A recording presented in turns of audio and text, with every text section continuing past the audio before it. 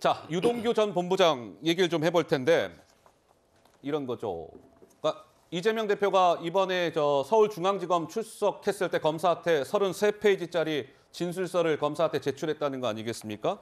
천화동인 1호 지분 관련해서 저것은 유동규 겁니다라는 취지로 이재명 대표는 진술서에 적었죠. 이것과 관련해서 유동규 전 본부장 측이 어제 작신 반박을 했습니다. 한번 들어보시죠. 제가 오늘 유동규 본부장님 입장 대신해서 한 말씀 드리겠습니다. 직접 해주시는 거 어려울까요? 네네. 보이게 공당의 대표가 권력을 이용하여 개인에게 모든 책임을 떠넘기려는 태도에 대해 개탄스러운 입장을 가지고 있습니다. 유동규 본부장 개인이 지분을 받기로 했다면 최소한의 장치라도 해두었을 것인데 여기에는 어떠한 안전장치도 없었습니다. 이것은 그 지분이 이재명의 것이어서 그 누구도 건드리지 못할 것이라 생각했기 때문입니다. 이재명 대표가 자신 아무 보고를 받지 않은 것처럼 얘기를 하시는데 제가 다음에 한번 말씀드리겠습니다. 자, 그러니까 천화동인 1호 지분 관련해서 이재명 대표는 유동규의 문제입니다라는 식으로 얘기하자 어제 이제 변호인을 통해서 유동규 전 본부장이 저렇게 얘기를 했고요. 그런데 오늘 제가 방송 올라오기 직전에 유동규 전 본부장이 법정에 오늘 모습을 드러냈습니다. 그런데 기자들 앞에 섰는데요. 굉장히 최근 들어서는 잘 얘기를 안 했었는데 기자들 앞에서 유동규 전 본부장이 비교적 길게 이야기를 했습니다. 그 영상, 따끈따끈한 영상이 준비되어 있습니다. 이어서 한번 들어보시죠. 모든 걸 다 지금 부인하고 계시고, 그다음에 좀 있으면 다시 이제 들통이 나고, 그럼 또 다른 말 하시고, 이런 것도 이제 반복되고 있는데, 어쨌든 저는 사실 그렇습니다. 저는 숨겨왔던 때를 갖다가 다 이번에 벗겨낼 생각입니다. 말끔히. 이왕 모욕을 시작했는데, 목욕하기로 마음을 먹었는데, 찜찜하게 남겨놓고 싶지 않습니다. 그냥 다 깨끗하게 씻고 싶습니다. 그래서 저는 이제 자수하는 마음으로 임하고 있는 거고, 그리고 누구를 욕하거나 탓하거나 원망하지도 않습니다. 그러니까 사실대로 말하면 될 거라고 생각하고, 그리고 사실 입각해서 빠져나가려고 어떤 발버둥 치지 말고 그냥 의혹을 다 해소해드리고 국민들한테, 그리고 하는 것이 최소한의 도리가 아니겠나 생각은 합니다. 길게 얘기했습니다. 유동규 전 본부장, 이번에 다 벗겨낼 생각이다. 목욕 시작했는데 찜찜하게 남겨놓지 않고 다 벗겨내겠다. 장 이사장님 어떻습니까? 작신 발언을 했네요, 오늘. 네, 계속해서 이제 유동규 전 본부장 같은 경우는 사실을 있는 그대로 다 말씀드리겠다라는 취지를 강조하고 있는데요. 오늘 이제 기자분들과 법정 밖에서 길게 인터뷰한 전문을 제가 한번 찾아보니까 그 700억 천화동인 1호의 지분에 대한 이야기도 나와요. 그런데 녹취록에서 왜 이재명 대표 것이다라는 걸 많이 강조 안 했느냐라는 질문에 그 당시만 해도 유동규 전 본부장은 이재명 대표의 사람이었습니다. 그러니까 이재명 대표 이름을 함부로 막 언급하고 하는 게 일종의 금기 사항이었다. 우리가 이 모시는 분, 정치적으로 함께하는 일종의 주군이라고 불러도 과하지 않겠죠.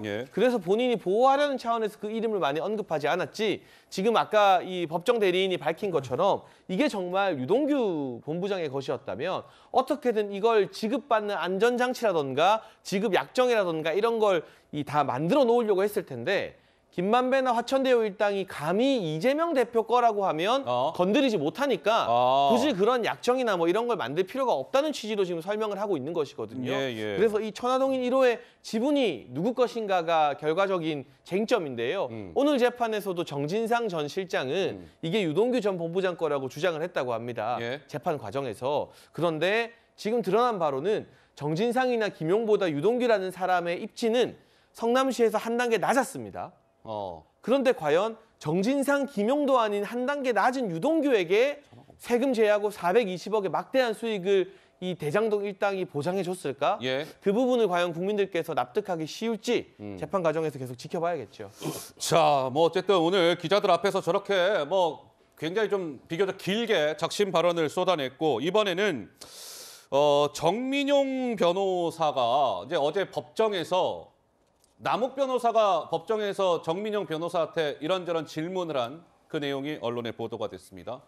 한번 보시죠. 남욱 변호사가 어제 법정에서 정민용 변호사한테 2021년 2월 4일 날, 날짜가 아주 구체적이네요. 2월 4일 유동규가 그 유원홀딩스 사무실에 김용이 오기로 했으니 내 방에 당신 방에 가 있어라 이렇게 해서 사무실 나온 일 있지 않았습니까? 정민용한테 이렇게 물은 거예요. 그리고 김용이 왜 오는 거냐 물었더니 돈 받으러 오는 거다라고 대답하지 않았습니까? 정민용에게 남욱이 이렇게 어저께 물은 겁니다. 맞다라고 얘기하죠. 그리고 또 남욱 변호사 정민용한테 김용이 유동규 사무실로 들어갔다가 얼마 후에 종이백 받고 나가는 걸 함께 보지 않았습니까? 정민용 답하길. 뭘 들고 나간 것까지는 기억이 나는데 종이백인지까지는 잘 모르겠다. 결국 저기에 돈이 들어져 있었던 것 아니냐 이런 건데 유동규 전 본부장 조금 전 기자들 앞에 법정 앞에서 저 이야기도 했습니다. 이어서 한번 들어보실까요? 그때 7천만 원으로 기억되고요. 예, 그리고 온 이유는 돈 받으러 온 겁니다. 재판 통해서 또 자세히 나올 겁니다. 확인해 주시면 될 것 같고요. 이런 부분들 제가 또 자세히 말씀을 드리거나 뭐 할 수도 있습니다. 그렇지만 또 그러면 본인들을 비난한다고 생각하니까 이제 그런 부분들을 좀 가급적이면 재판장에서 하고 싶습니다.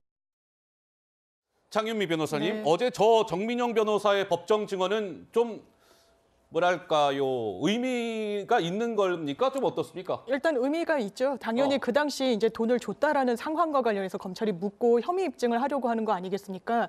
그런데 아직까지는 좀 추정에 불과합니다. 왜냐하면 실제로 돈 봉투 내지는 돈이 들어간 종이백을 들고 가는 걸 봤다라는 건 아니고 뭐 돈 받으러 온다라고 하고 실제로 무슨 뭐 종이백 같은 걸 들고 나가는 걸 목격했다라는 것이어서 실제로 유동규가 주장하는 7천만 원이 있는지 여부에 대한 직접 증거 사실로 기능하기는 어려운 부분이 있고 사실 정민용 변호사는 기본적으로 좀 사실에 부합하게 이야기하는 사람인 것 같습니다. 이 대장동 일당들 중에 최근에는 초과이익 환수 조항을 삭제한 그런 일은 없었다라고 얘기를 했습니다. 예. 그러니까 이재명 대표에게 뭐 어떻게 보면은 적대적인 그리고 어떻게 보면 또 호의적인 사실이 혼재돼서 이 사람의 입을 통해서 법정에서 나오고 있는데 그렇다면 증명력은 다소 높아 보이기도 하고 똑같이 초과이익 환수 이런 삭제 조항이 없었다는 건 배임의 또 하나의 이 혐의 입증엔 걸림돌이 되는 겁니다. 그렇기 예. 때문에 여러 측면을 봐야 되고 천화동인 1호도 그렇습니다. 사실 이재명 대표 거였다면 왜 그 당시에 김만배가 거금을 들여서 천화동인에서 돈을 빼서 주식 투자를 하고 60억 원이 넘는 이런 빌라를 사고 그런 게 사실 설명되지 않습니다. 유동규 말만으로 수사할 수 없습니다. 부합하는 증거가 있어야 되는데 최소한 딱 떨어지는 증거 보이지 않습니다. 그래서 유동규가 2021년 1월에 김만배로부터 5억의 뇌물을 받은 혐의로 지금 기소가 되어 있는데 이 중 일부를 아까 저 말씀드린 유원홀딩스 사무실에서 2021년 2월에 김용에게 5억 중에 일부가 간 거 아니냐 이렇게 검찰은 보고 있고 김용 씨에게 전화를 저렇게 전달했다라고 유동규가 검찰에 또 진술까지 했다고 합니다. 밝혀지겠죠, 저 부분도.